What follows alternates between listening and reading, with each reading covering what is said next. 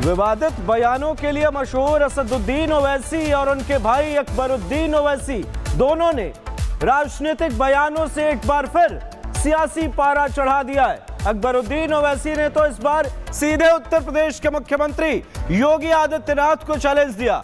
उन्होंने इशारों में संकेत दिए कि एआईएमआईएम अगले साल यानी 2027 में होने वाले विधानसभा चुनाव में पूरी ताकत झोंकेगी और इससे उत्तर प्रदेश में एक और सियासी फ्रंट खुलता हुआ नजर आ रहा है। देखिए हमारी ये खास रिपोर्ट।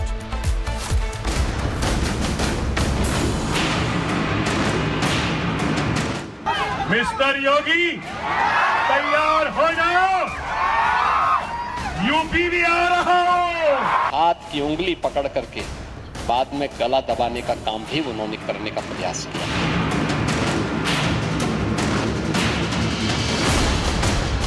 योगी जी जमे हुए हैं और झंडे ये नहीं गाड़ पाएंगे, इनके झंडे उखड़ जाएंगे। वी द पीपल, ये आइन शुरू नहीं होता भारत माता के नाम से। देश के सबसे बड़े सूबे उत्तर प्रदेश में अगले साल विधानसभा के चुनाव होने हैं, लेकिन उस चुनाव की सरगर्मी अभी से महसूस होने लगी है। अब इस चुनावी रण में असदुद्दीन ओवैसी की पार्टी एआईएमआईएम ने भी एंट्री का ऐलान कर दिया है। एआईएमआईएम के तेवर देखकर लगता है कि बिहार में अपनी पार्टी के प्रदर्शन से गदगद ओवैसी ब्रदर्स उत्तर प्रदेश में भी अपनी पैठ बनाना चाहते हैं और इसका काम असदुद्दीन ओवैसी ने अपने भाई अकबरुद्दीन ओवैसी को सौंपा है। वहीं अकबरुद्दीन ओवैसी, जिनका उल जुलूल बयानों से पुराना नाता रहा है, कभी वो पुलिस हटाने की चुनौती देते हैं तो कभी नेताओं को खुलेआम धमकाते हैं। इस बार उन्होंने उत्तर प्रदेश के सीएम योगी आदित्यनाथ को खुला चैलेंज दिया है। अकबरुद्दीन ओवैसी ने योगी को चुनौती दी कि वो अगले साल उत्तर प्रदेश में बड़ा खेला करने आ रहे हैं। मिस्टर योगी तैयार हो जाओ, यूपी भी आ रहा हो। चलेंगे यूपी, चलेंगे, चलो अब इसके बाद में यूपी चलते हैं और यूपी में अपनी ताकत अपने झंडे को गाड़ते हैं और सब झंडे को वहां भी लहराएंगे। हालांकि योगी तो योगी हैं, चैलेंज चाहे छोटा भाई दे या बड़ा, योगी को मंजूर है। जैसे ही मुस्लिम वोटरों को ढाल बनाकर चुनावी मैदान में उतरने वाले अकबरुद्दीन ओवैसी ने योगी को चुनौती दी तो योगी ने भी अपने अंदाज में उन पर तगड़ा पलटवार किया। कितना भी जहरीला सांप हो, नाग पंचमी को उसको भी लोग दूध बतासा चढ़ा देते हैं। इस देश के अंदर ही हो सकता है, दुनिया के अंदर नहीं होता है। लेकिन जो भी आया शरण मांगने के लिए आया तो शरण मिली,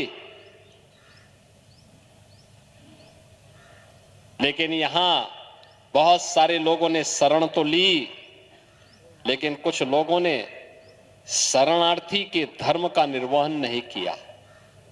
यहां आकर के हाथ की उंगली पकड़ करके बाद में गला दबाने का काम भी उन्होंने करने का प्रयास किया।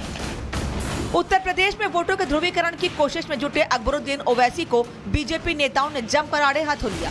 बीजेपी नेताओं ने साफ कर दिया कि ओवैसी की हिंदू मुस्लिम बंटवारे वाली दाल उत्तर प्रदेश में नहीं गलने वाली और योगी के झंडे उखाड़ने का ख्वाब तो वो सिर्फ देख ही सकते हैं, पूरा नहीं कर पाएंगे।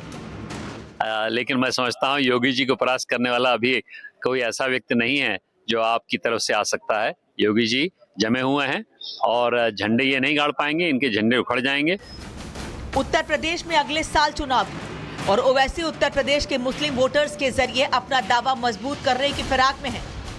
हालांकि बीजेपी का मानना है कि ओवैसी के इस प्लान से उसे कोई खास नुकसान नहीं पहुंचने वाला, बल्कि बीजेपी के मंत्री कपिल देव अग्रवाल ने तो ये दावा कर दिया कि इससे समाजवादी पार्टी के पीडीए वोट बैंक का खेल खराब होगा।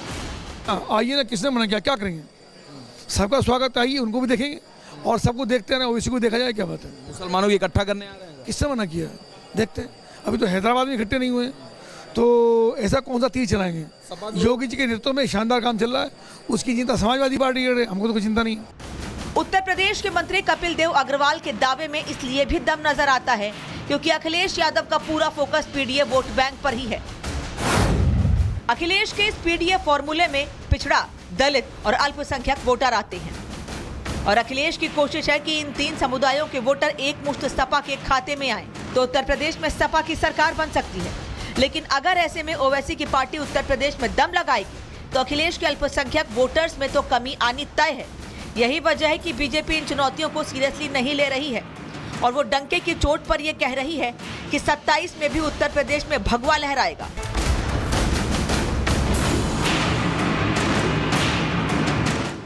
मिस्टर योगी तैयार हो जाओ, यूपी भी आ रहा हो। हाथ की उंगली पकड़ करके बाद में गला दबाने का काम भी उन्होंने करने का प्रयास किया।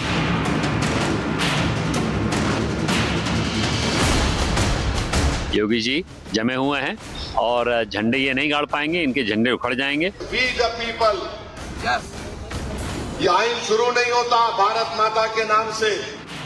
देश के सबसे बड़े सूबे उत्तर प्रदेश में अगले साल विधानसभा के चुनाव होने हैं, लेकिन उस चुनाव की सरगर्मी अभी से महसूस होने लगी है। अब इस चुनावी रण में असदुद्दीन ओवैसी की पार्टी AIMIM ने भी एंट्री का ऐलान कर दिया है। AIMIM के तेवर देखकर लगता है कि बिहार में अपनी पार्टी के प्रदर्शन से गदगद ओवैसी ब्रदर्स उत्तर प्रदेश में भी अपनी पैठ बनाना चाहते हैं और इसका काम असदुद्दीन ओवैसी ने अपने भाई अकबरुद्दीन ओवैसी को सौंपा है। वहीं अकबरुद्दीन ओवैसी, जिनका उल जुलूल बयानों से पुराना नाता रहा है, कभी वो पुलिस हटाने की चुनौती देते हैं तो कभी नेताओं को खुलेआम धमकाते हैं। इस बार उन्होंने उत्तर प्रदेश के CM योगी आदित्यनाथ को खुला चैलेंज दिया है। अकबरुद्दीन ओवैसी ने योगी को चुनौती दी कि वो अगले साल उत्तर प्रदेश में बड़ा खेला करने आ रहे हैं। मिस्टर योगी तैयार हो जाओ, यूपी भी आ रहा हो। चलेंगे यूपी, चलेंगे। चलो अब इसके बाद में यूपी चलते हैं और यूपी में अपनी ताकत, अपने झंडे को गाड़ते हैं और सब झंडे को वहां भी लहराएंगे। हालांकि योगी तो योगी हैं, चैलेंज चाहे छोटा भाई दे या बड़ा, योगी को मंजूर है। जैसे ही मुस्लिम वोटरों को ढाल बनाकर चुनावी मैदान में उतरने वाले अकबरुद्दीन ओवैसी ने योगी को चुनौती दी तो योगी ने भी अपने अंदाज में उन पर तगड़ा पलटवार किया। कितना भी जहरीला सांप हो, नाग पंचमी को उसको भी लोग दूध बतासा चढ़ा देते हैं। इस देश के अंदर ही हो सकता है, दुनिया के अंदर नहीं होता है। लेकिन जो भी आया शरण मांगने के लिए आया तो शरण मिली, लेकिन यहां बहुत सारे लोगों ने शरण तो ली, लेकिन कुछ लोगों ने शरणार्थी के धर्म का निर्वहन नहीं किया। यहां आकर के हाथ की उंगली पकड़ करके बाद में गला दबाने का काम भी उन्होंने करने का प्रयास किया। उत्तर प्रदेश में वोटों के ध्रुवीकरण की कोशिश में जुटे अकबरुद्दीन ओवैसी को बीजेपी नेताओं ने जमकर आड़े हाथों लिया। बीजेपी नेताओं ने साफ कर दिया कि ओवैसी की हिंदू मुस्लिम बंटवारे वाली दाल उत्तर प्रदेश में नहीं गलने वाली और योगी के झंडे उखाड़ने का ख्वाब तो वो सिर्फ देख ही सकते हैं, पूरा नहीं कर पाएंगे। लेकिन मैं समझता हूँ योगी जी को परास्त करने वाला अभी कोई ऐसा व्यक्ति नहीं है जो आपकी तरफ से आ सकता है। योगी जी जमे हुए हैं और झंडे ये नहीं गाड़ पाएंगे, इनके झंडे उखड़ जाएंगे। उत्तर प्रदेश में अगले साल चुनाव है और ओवैसी उत्तर प्रदेश के मुस्लिम वोटर्स के जरिए अपना दावा मजबूत करने की फिराक में है।